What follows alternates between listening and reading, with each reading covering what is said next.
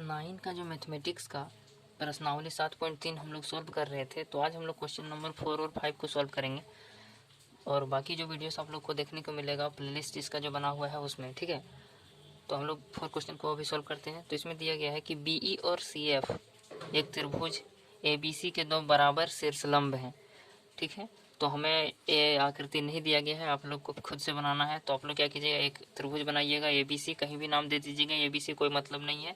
जहाँ पर B लिखिएगा वहाँ से सामने का जो भुजा है उस पर एक लंब गिराइएगा, BE, ये शीर्षलंब है, दोनों साइड 90 डिग्री बनेगा, ठीक है। और यहाँ जहाँ पर C है वहाँ से सामने का जो भुजा है उस पर गिराइएगा, यानी कि CF बन जाएगा। तो F इसका नाम दे दीजिएगा, ये भी शीर्षलंब है, ठीक है। अब इसमें यह भी बता दिया गया है कि दोनों जो शीर्षलंब है BE और CF ये क्या है, बराबर है और लंब है, यानी कि यहाँ 90 डिग्री बन रहा है, ठीक है, दोनों साइड इसका। अब हमें इस क्वेश्चन में क्या बोला है कि RHS सर्वांग समता नियम का उपयोग करना है इसमें, और सिद्ध करना है कि ABC एक समद्विबाहु त्रिभुज है। यानी इसमें जो सर्वांग समता का नियम हम कोई भी यूज़ नहीं कर सकते, हमें RHS ही यूज करना है, ठीक है।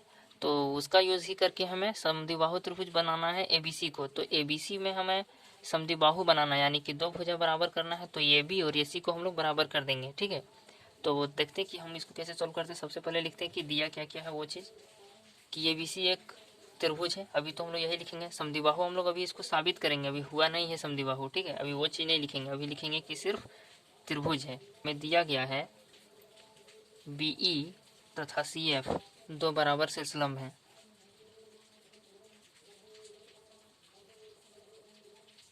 अर्थात में हम लोग एक बार लिख लेंगे कि इसमें क्या क्या इसका मतलब क्या है। कहते हैं जो हमारा BE है ये क्या हो जाएगा, CF के बराबर हो जाएगा। जिस तरीके से यहाँ लिखा गया उसके हिसाब से अर्थात में लिख देंगे कि सिद्ध करना है। तो हमें सिद्ध करना है कि त्रिभुज ABC एक समद्विबाहु त्रिभुज है।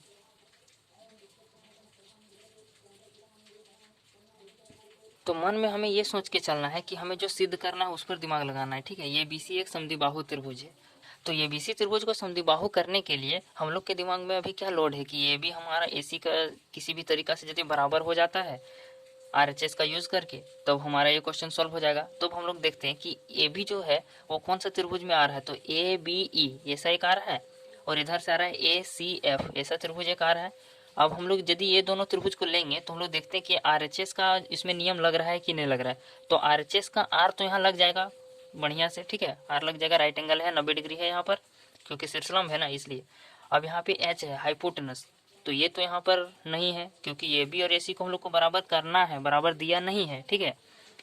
और साइड जो है वो हमारा एक ठो हो जाएगा क्योंकि शीर्षलंब दोनों बराबर भी है। तो ये हमारा R हो जाता है और ये हमारा S हो जाता है, लेकिन यहाँ पर हमारा H नहीं दिया, यानी कि ABE त्रिभुज तो हम लोग नहीं ले सकते, ठीक है, क्योंकि फायदा नहीं होगा। RHS हमारा उसमें नहीं लगेगा, उसमें हमारा ये लगा सकते हैं कि एंगल और साइड लगा सकते हैं इस त्रिभुज में, ठीक है, क्योंकि एंगल इसका उभयनिष्ठ है इस त्रिभुज का भी। तो एंगल साइड लगा सकते हैं, लेकिन हमें क्या है कि RHS ही आपको यूज़ करना है, तब तो उसको आप भूल ही जाओ, इसको लगाना। तो हम लोग दूसरा दिमाग लगाएंगे, हम लोग दूसरा त्रिभुज लेंगे इसी में, ठीक है। तो जैसे कि हम लोग इसमें ले सकते हैं, तो BFC ले लेते हैं और इधर से CEB ले लेते हैं। तो देखिए इसमें हमारा जो है 90 डिग्री एक तो हो जाएगा, यानी R हो गया। अब H इसका जो है ये वाला भुजा ये इसका उभयनिष्ठ हो जाएगा। BC जो है वो BFC त्रिभुज में भी है और CEB त्रिभुज में भी है। BC हमारा कॉमन है, ठीक है, उभयनिष्ठ है। अब हमारा दो चीज़ मिल गया, R भी मिल गया राइट एंगल, H भी मिल गया, और साइड हमारा CF BE के बराबर है ही, शीर्षलंब है जो कि दिया भी गया है, ठीक है। तो आशा करते कि कौन कौन सा त्रिभुज लेना है आपको समझ में आ गया होगा। तो प्रमाण में लिखेंगे कि त्रिभुज BFC तथा त्रिभुज CEB।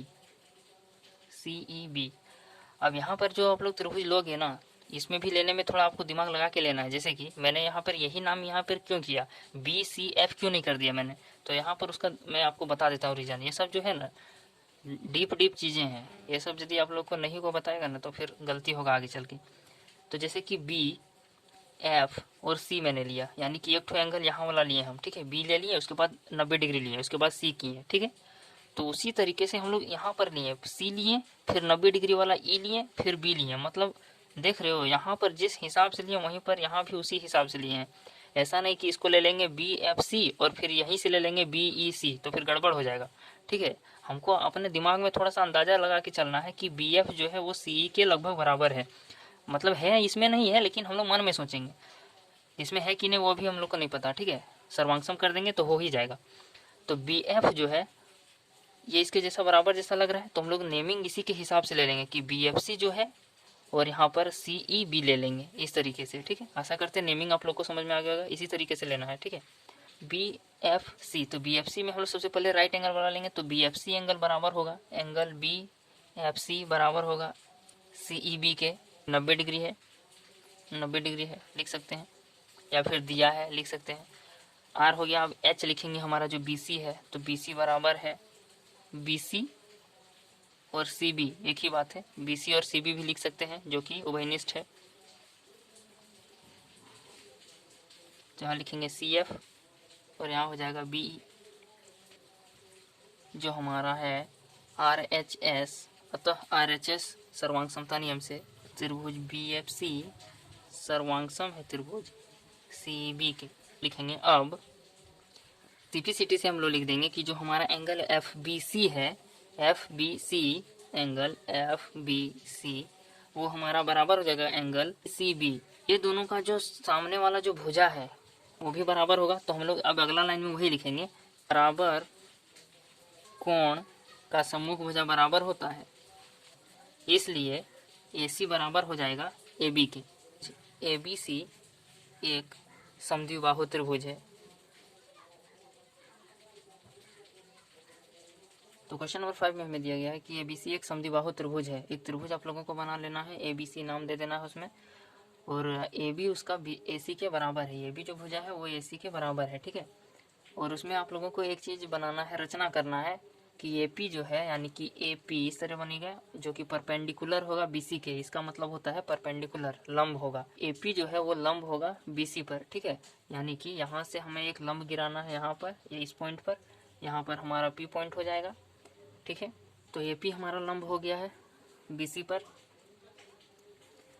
अब हमें दर्शाना है कि एंगल B जो है और C जो है ये दोनों आपस में बराबर है, यानी कि ये वाला एंगल B और ये वाला एंगल C ये बराबर है। तो वो हम लोग कैसे दर्शाएंगे? तो देखो, इस क्वेश्चन का जो फसाद का जड़ है ना वो यही है, ये P जो है परपेंडिकुलर दे दिया है BC के। यदि ये खींचकर नहीं, ये यदि सिर्फ नहीं लिखा होता ना तो हम लोग सीधा क्या करते कि जब बराबर भुजा है, क्योंकि बराबर भुजा दिया ही है, AB AC के बराबर है, तो उसका जो सम्मुख कोण है वो भी बराबर होगा, तो BC वैसे ही बराबर कर देते हैं। यानी हमें दो त्रिभुज को सर्वांगसम करना पड़ेगा, ये वाला त्रिभुज और ये वाला त्रिभुज। तो हम लोग कौन सा लेंगे? तो हम लोग ऐसा कर देंगे कि APB और APC ले लेंगे। ठीक है, दो त्रिभुज हमारा हो जाएगा। तो सबसे पहले इसमें हम लोग लिखेंगे कि दिया है, तो सबसे पहले दिया है में हम लोग लिख देंगे कि ABC एक समद्विबाहु त्रिभुज है, AB बराबर है AC के। ठीक है, ऐसा है दिया है हम लोगों को।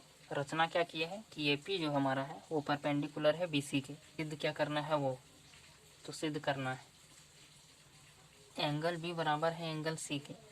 ठीक है, प्रमाण, और प्रमाण में हम लोग वही चीज़ लिखते हैं जिसका उपयोग करके हम लोग दो त्रिभुज को सर्वांगसम करेंगे, और उन दो त्रिभुज से हम लोग इस दोनों चीज़ को CPCT से फिर बराबर कर देंगे। ठीक है, त्रिभुज APB तथा त्रिभुज APC, एंगल APB ये हमारा बराबर हो जाएगा एंगल APC के, जो कि हमारा लंब है, लंब लिख सकते हैं यहाँ पर आप, या फिर 90 डिग्री है दिया है लिख सकते हैं।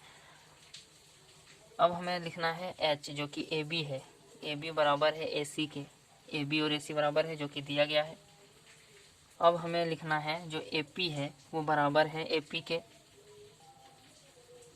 अतः हम लोग लिख देंगे कि RHS सर्वांग समता से त्रिभुज APB सर्वांगसम होगा त्रिभुज APC। अब CPCT से वो हमारा बराबर हो जाएगा एंगल ABP। तो CPCT का हम लोग प्रयोग कैसे करते हैं वो एक बार सीख लीजिए कि जैसे कि हम लोग इसमें लिए ना ABP, तो फिर यहाँ लेना पड़ेगा ACP एंगल C के। यही हमारा प्रूव करना था।